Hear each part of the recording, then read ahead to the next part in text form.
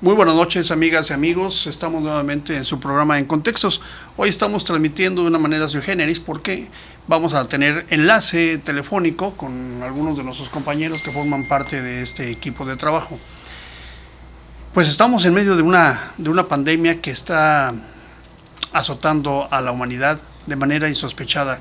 ¿Quién lo hubiera imaginado hace tan solo algunos días, unas semanas, en una vida normal, en una vida cotidiana, en el resto del mundo y particularmente en nuestras comunidades, en nuestro país, las cosas eran completamente distintas? Hoy las calles están semidesiertas, la economía está en uno de sus momentos más difíciles, en una de las crisis más complicadas, porque no es una crisis cíclica, es una crisis provocada por un factor externo, en este caso un factor de salud, y por supuesto no se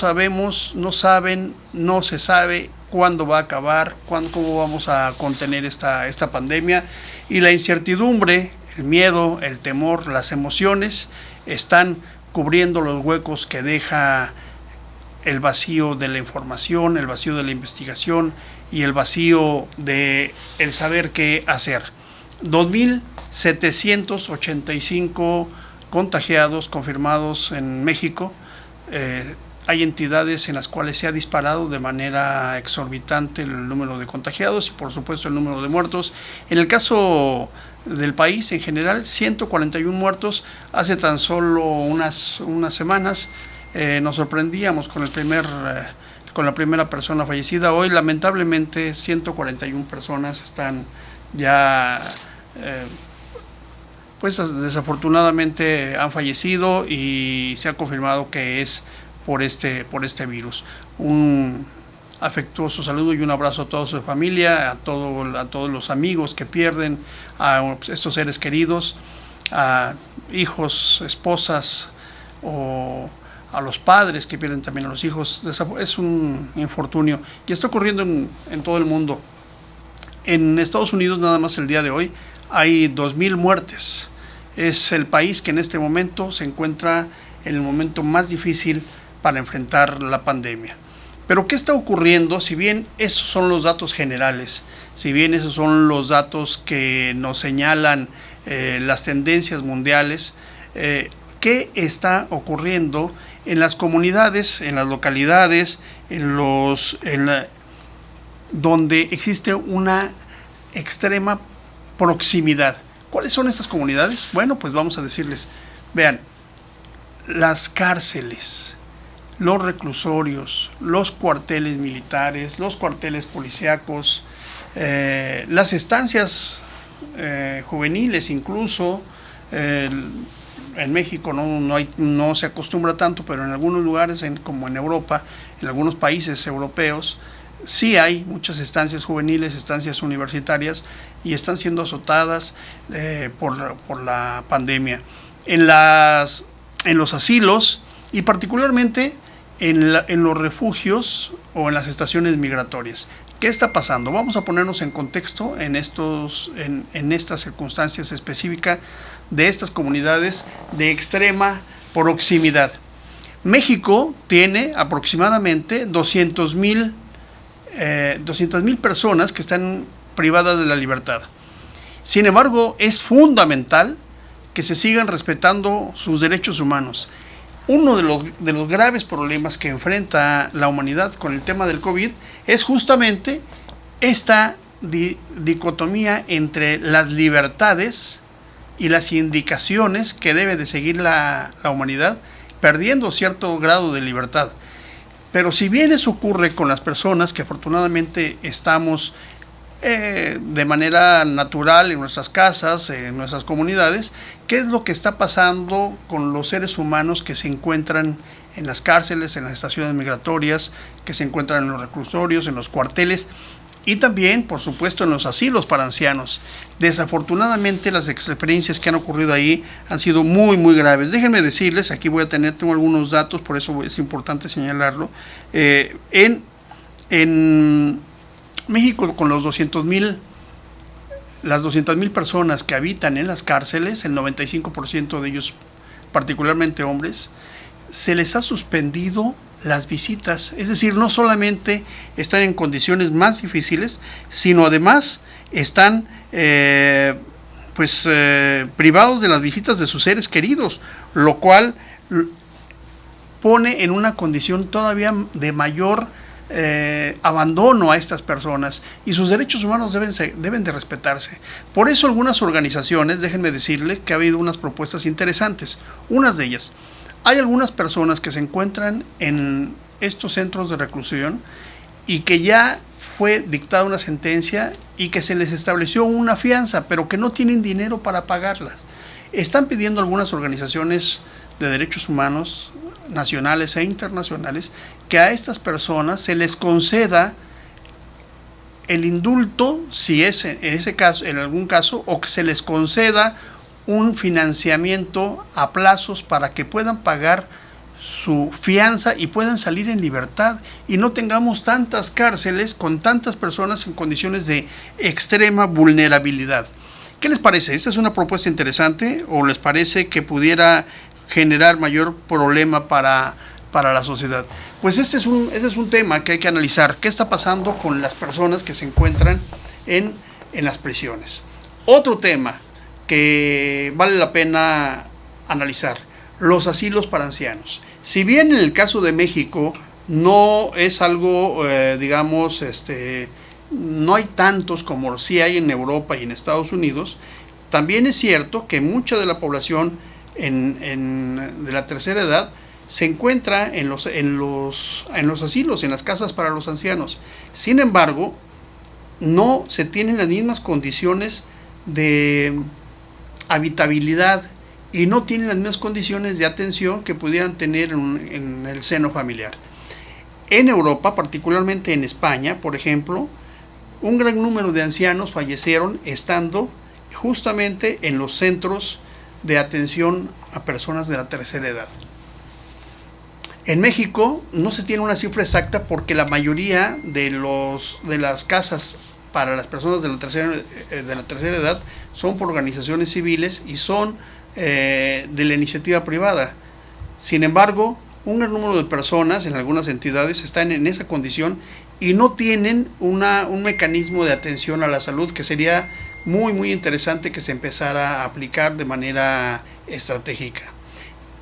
Entonces tenemos, retomo, el caso de las personas que se encuentran en un centro de reclusión, y tenemos también a los ancianos que están en los asilos. ¿Y qué pasa con las personas que se encuentran, por ejemplo, en los cuarteles? Estamos hablando de los hogares, de las casas, de los lugares que se llaman de extrema proximidad, es decir, que habitan o conviven de manera intensiva los seres humanos y por lo tanto las posibilidades de contagio son altísimas. ¿Qué pasa con los cuarteles? Distingamos entre los cuarteles de Marina, los cuarteles militares y los cuarteles de seguridad pública. Recientemente en la Ciudad de México se reconoció que existen 4 personas contagiadas con el COVID-19 dentro del cuerpo de seguridad de la Ciudad de México. Se especuló que el policía que había fallecido había estado en el Vive Latino. La propia jefa de gobierno ha tenido una versión diferente. Sin embargo, dentro de sus propios compañeros de la policía han señalado que sí tuvo alguna relación, y la esposa particularmente ha insistido en que el malestar inició cuando estuvo en el Festival de Vive Latino. Si es o no ese origen, lo grave es que hoy los policías siguen teniendo mucha proximidad y es necesario que se les dé una atención especial y que se les dote del equipo necesario.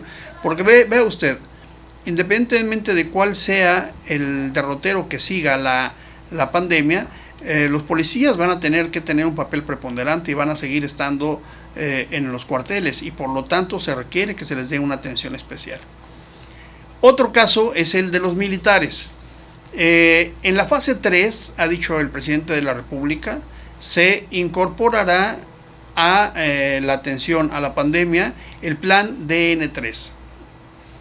Plan DN3 significa Defensa Nacional en tercer nivel. Solamente se aplica para situaciones especiales cuando el país o alguna región del país se enfrenta a algún desastre. Por ejemplo, algún ciclón, alguna tormenta en extremo, los temblores, los sismos. Ahí se aplicó el plan DN3. Bueno, pues lo que está preparando el ejército mexicano es justamente que el plan DN3 se aplique a todo el país a partir de la declaratoria de la tercera fase, que seguramente entraremos, no se ha dicho cuándo, pero muy probablemente en el mes de mayo, dicen ya algunos científicos, estaremos en la fase 3, y para lo cual se va a requerir que se aplique el plan DN3. El plan DN3 tiene cosas muy interesantes. Desde luego que se aplica una estrategia para cada persona, para cada caso, y las personas que en ella participan tendrán que contar con un equipo adicional. Estamos diciendo que ya ahorita el ejército mexicano, la Marina y quienes participen en el plan DN3 puedan tener los pertrechos necesarios, porque son una población de extrema proximidad, al igual, como ya lo mencionamos, de los presos que están en los reclusorios o de los ancianos en los asilos. También, si existen poblaciones estudiantiles de colegios privados o públicos, afortunadamente en nuestro país gran parte de los colegios privados particularmente tuvieron la iniciativa aún antes de que la propia Secretaría de Salud anunciara la suspensión de las actividades. Afortunadamente casi todos los colegios señalaron y decidieron no continuar con las actividades académicas, pero en algunos lugares existen casas y existen internados. México tiene incluso algunos sectores públicos donde hay internados. Ojalá que estos ya se haya determinado que regresen a sus casas, pero si no fuera así, en las poblaciones juveniles también hay que tener mucho cuidado, porque en los lugares donde conviven las personas más allá de un espacio familiar, también es un lugar de máxima y posible contaminación. Otro lugar, por supuesto, del que ya se ha mencionado en varias ocasiones, es el de las clínicas. Aquí particularmente los médicos han estado señalando, los médicos tanto del IMSS, del ISSSTE, de los hospitales, de los hospitales de salud de cada uno de los estados, han estado insistiendo continuamente en la necesidad de contar con el equipo para atender a los enfermos del COVID. Recordemos que las emergencias más grandes que se han presentado, en donde ha habido brotes de manera que se han descontrolado, han sido justamente en estos hospitales. Particularmente recuerdo el caso de Monclova en Coahuila. 4 médicos fallecieron. Se pudo establecer la línea de contagio de uno de los médicos que se encontraba atendiendo a los pacientes de COVID ahí en Monclova, y que él pudo haber sido el origen del contagio con los otros 4 médicos. Ahora el gobernador del estado ha señalado que están tomando medidas específicas para que los hospitales sean sanitizados y la población del sector médico tenga el equipo necesario. Pero esto debe de ocurrir en todo el país, y hay 3 casos que quiero señalar en los cuales los médicos han estado sujetos, digamos, a contagios sin contar con todo el equipo. Morelos particularmente es uno. En el caso de la Ciudad de México hay varios hospitales que ya han señalado la necesidad de contar con el equipo y no lo han tenido, o lo han tenido a medias, porque son ellos mismos los que han señalado y han denunciado esta falta de equipo.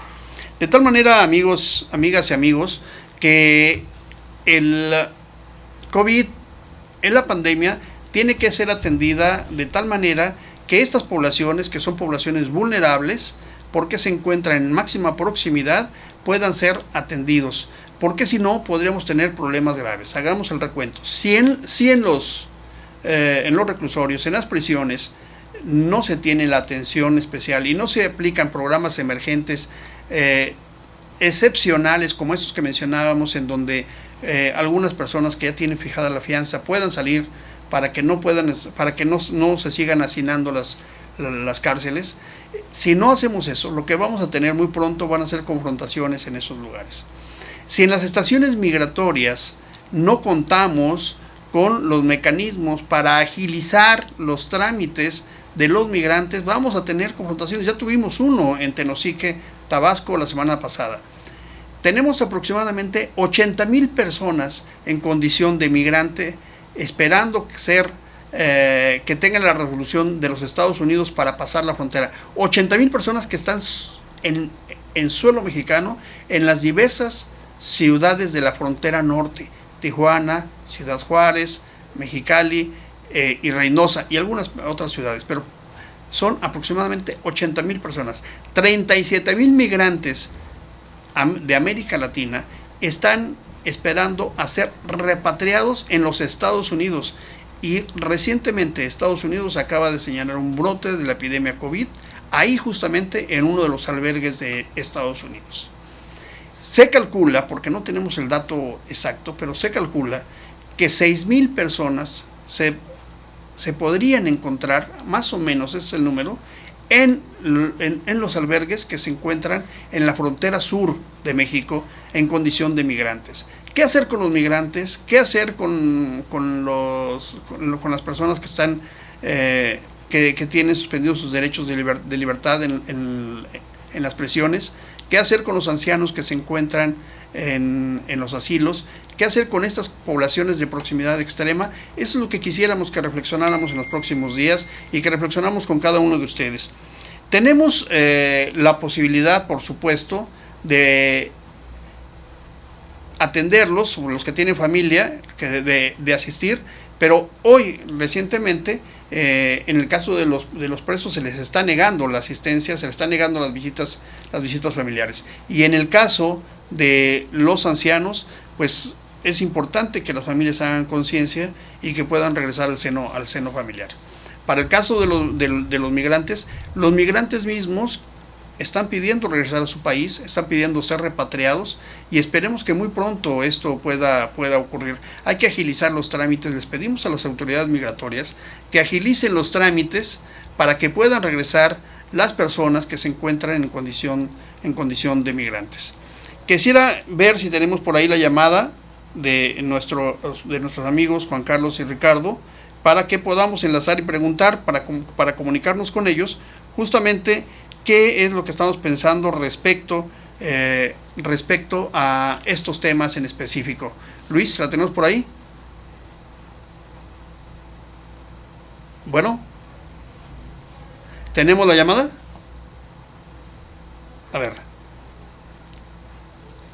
Muy bien, pues estamos esperando la llamada, queremos enlazarnos. Como ustedes saben, en estos momentos los medios de comunicación estamos haciendo un esfuerzo por mantenernos atentos de lo que está ocurriendo y buscando las estrategias, tratando de comunicarnos con ustedes para saber cómo se encuentran, y quisiéramos que ustedes también nos manden su opinión, que nos digan cómo están, porque una de las cosas que están ocurriendo y que nadie alcanzaba a prever esto a principios de la pandemia, es que déjenme decirles que aún estando en condiciones familiares, afortunadamente en las mejores condiciones, pues se requiere comunicación, se requiere que estemos en contacto con la sociedad, porque si no, las mismas condiciones de las personas hacen que la depresión se convierta en un enemigo silencioso que puede afectar la estabilidad emocional de las personas. Eso está ocurriendo. Desafortunadamente hemos tenido ya por ahí algunos datos que no vamos a mencionar el día de hoy, pero que tenemos ya por ahí algunos datos. Déjenme decirles que en el caso de Chiapas particularmente, se ha reconocido que se tienen ya 19 personas contagiadas, y desafortunadamente ya un deceso. El propio secretario de Salud acaba de mencionar eso en su conferencia de prensa, acaba de dar esos datos. Y bueno, Chiapas, si bien no es en este momento una de las entidades con más contagios, como sí lo es el resto del país, sí es importante que nos cuidemos, sí es importante que tomemos en cuenta que es una entidad vulnerable, no solamente por la posibilidad de contagio, sino la estructura de salud, lo sabemos, no es de ahorita, ha tenido siempre serias deficiencias. Desafortunadamente en algunas comunidades pues esto se puede agravar. Sin embargo, vale la pena también señalar que en algunas comunidades la misma población ha tomado sus medidas y han sido formas bastante, digamos, ingeniosas. La misma población ha tenido sus guardias de seguridad, digamos, de comunicación interna, para evitar que haya mucha comunicación entre poblados y poblados. Y eso puede convertirse en un mecanismo que les dé muy buenos resultados a estas comunidades. Ya lo han hecho en otras ocasiones y por motivo de este COVID ahora están actuando de esa manera, y me parece muy apropiado. En algunos casos ha sido muy interesante, porque si ustedes se ponen a ver, los lugares que más golpea esta pandemia, por supuesto, son las ciudades. Es decir, la humanidad también está pagando el costo de la urbanización. La concentración en las ciudades, que en este momento es aproximadamente el 78% de la población humana, en las ciudades medias y grandes, eso está haciendo que esta pandemia se expanda con mayor facilidad. Significa entonces que las comunidades más alejadas, las que tienen mayor interacción urbana, pueden ser las comunidades que tengan más oportunidad de resistir esto en el tiempo. ¿Cuánto va a durar? Decíamos al principio, no lo sabemos, pero ya las autoridades han estado mencionando que muy probablemente esta pandemia se pueda prolongar hasta los meses de julio y agosto.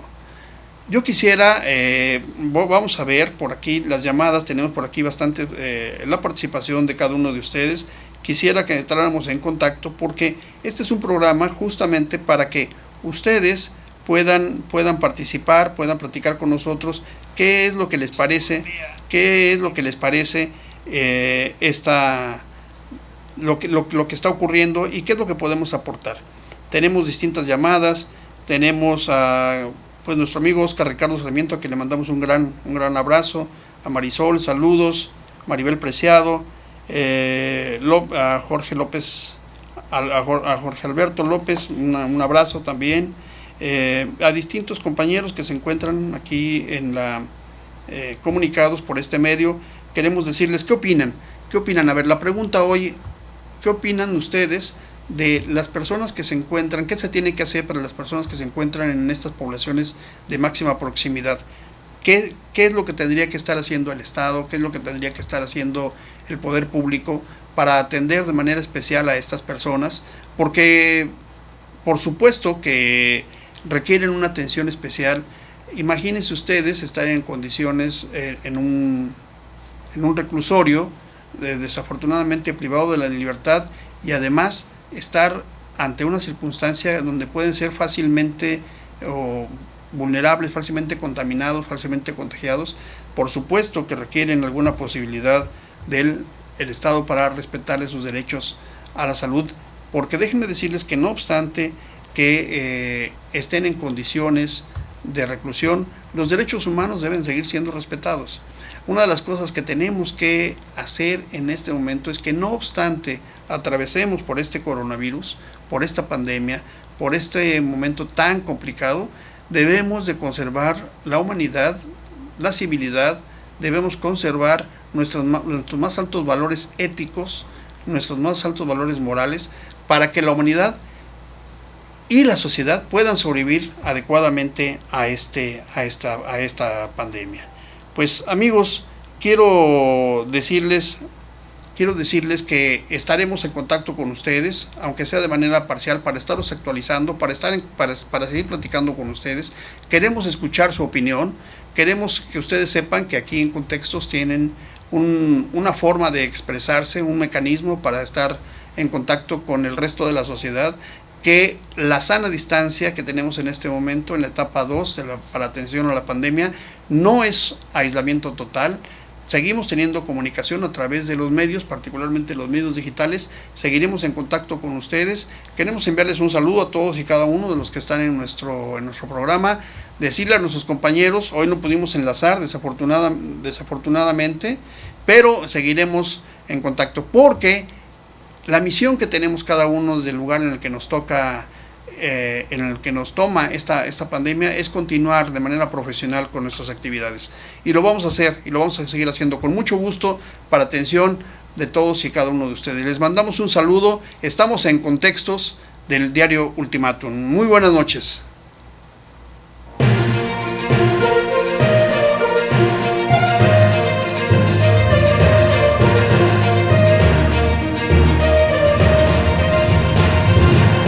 Contextos.